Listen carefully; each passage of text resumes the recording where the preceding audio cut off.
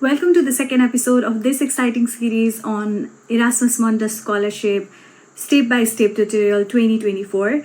I have initiated this wonderful series to help you all through this start to end process on how to apply for the Erasmus Mundus Scholarship 2024 and provide all the important information related to this scholarship. If you are new here, I'm Anisha and I share all the tips and tricks related to leading a better academic and professional journey on my YouTube channel. In this second part of the series, we'll explore the financial aspects of the Erasmus Mundus Scholarship, and I'll be answering all the different questions that you might have regarding the Erasmus Mundus Scholarship funding and how to manage your finances wisely. Whether you are new to the scholarship journey or a seasoned applicant, this video is packed with invaluable information to help you make the most of your Erasmus Mundus journey. So be sure to stay tuned for the entire series. Is the Erasmus Mundus Scholarship enough for you to live and study abroad? Let's find it out in today's video. The first section that we will talk about is understanding the Erasmus Mundus Scholarship funding. First and foremost, let's talk about numbers. How much money does an Erasmus Mundus scholarship include? So if we are to talk about the monthly allowance that the Erasmus Mundus scholarship programs provide to the selected participants, it will be generally 1,400 euros per month, which would be a total of 33,600 euros for a duration of 24 months, that is 2 years. And this undoubtedly is a significant boost for your financial settings during your study journey abroad. Now the second question is, of course, when do you receive your scholarship amount? So the first installment is only provided upon your arrival at the first university that you are enrolled in, which in case of the global forestry, GLOFOR would be the University of Copenhagen. So keep in mind that the funds are not transferred before you have actually embarked upon your scholarship journey, and it will only be transferred when you are in your first university country and have the bank account open in that particular country. This implies that you must plan your finances wisely, because until your bank account is open in the foreign country, you would have to manage the finances by yourself. Once you receive your scholarship amount, managing your finances wisely is crucial regardless of the country that you are in. So make sure to create a budget that covers your accommodation expenses, your food expenses, your travel or trips, and other essentials. It's also important to know that you don't have to worry about covering the tuition fees when you are an Erasmus Mundus scholar, because the scholarship will already take care of it for you. However, creating a budget ensures that you are financially responsible and not extravagantly spending your scholarship amount. Hence, proper financial planning will not only help you to stay within the scholarship amount, but also help you to focus well on your studies, because then you don't have to worry about the money. Let's dive into the second section, which is all about exploring additional funding sources. Now, besides having the scholarship amount, you might wonder if there are additional funding sources available. And if that is something that you're interested in, then usually the university website will have a list of different funding opportunities. And to say the least, it's always smart to diversify your financial resources as much as possible. Besides the Erasmus Mundus scholarship, you can consider applying for grants, fellowships, or part-time jobs. These opportunities can provide you with extra income and at the same time also enrich your overall abroad experience while being in a scholarship journey. However, you have to understand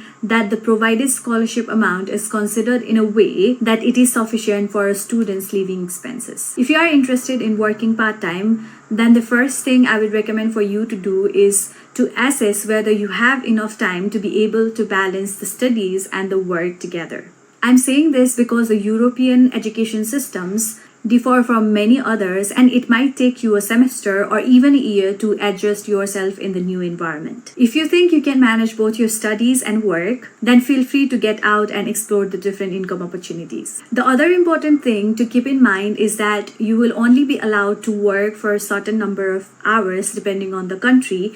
So if you decide to explore job opportunities, then do so within the permitted working hours, respecting the country's rules and regulations. We have heard a lot about the Erasmus Mundus scholarship programs where the funding opportunities are provided for the non-EU applicants, as well as some are also targeted for the EU or EEA applicants. But there is also a possibility where you might be selected for the program without a scholarship. And in that case, it will be a self-financing mode of studies. In the same regard, let's head to section 3 where we will talk about self-financing applicants and tuition fees. Until now, we discussed about the scholarship monthly allowance that the Erasmus Mundus selected applicants will receive and how they can also have certain hours to explore the job opportunities. And now we will talk about how the self-funding works under the Erasmus Mundus programs. Can you get accepted as a self-finance applicant under the Erasmus Mundus program? Absolutely. If the selection committee approves your application but you did not secure any scholarship as such, then you have the option to pay the tuition fee yourself. In that case, you will be notified via email, and the tuition you have to pay will vary mostly depending on the universities that you are going to and also depending on your nationality. In case you are willing to accept the self-financing option, you need to meet the tuition fee deadlines in order to secure your spot for the program. The deadlines for paying the tuition fees will be different for the non-EU applicants and for the EU or EEA applicants. And these information are usually provided in the website of the program that you are applying for. So always make sure, in case you have received the self-financing student option and you want to accept the offer, then that you keep these tuition fee deadlines in your mind. For example, in case of the Global Forestry GLOFER, the tuition fee deadline has already been mentioned for the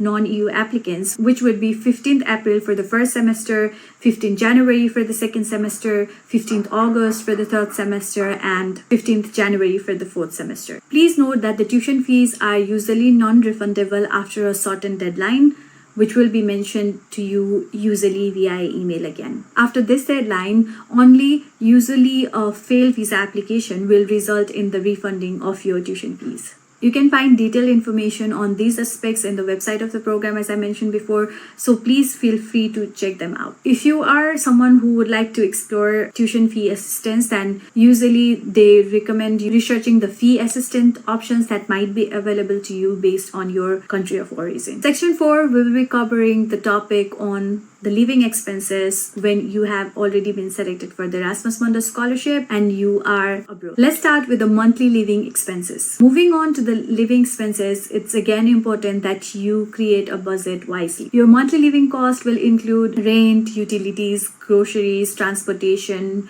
trips, shopping, and more. On average, living in Europe will cost you 1,280 euros to 1,800 euros per month. But of course, depending on the country that you are in, it might vary significantly, and hence it is always wise to plan ahead and ensure that you are financially prepared. You will receive a monthly scholarship amount of 1,400 euros, which would typically cover your living expenses in a comfortable manner. So you don't need to stress much about your finances when coming as an Erasmus Mundus scholar. As an Erasmus Mundus scholar myself, I would definitely recommend you to consider building a safety net for emergency cases beyond your tuition fees and daily expenses. For this, you should consider setting aside some savings, which will provide you financial security at times of need and also a peace of mind. Lastly, there is always a query amongst the American students regarding the question if they can use their US loans in case granted to cover the tuition fees. Unfortunately, due to certain factors, the US loans cannot be used to cover your tuition fees usually under the Erasmus Mundus programs.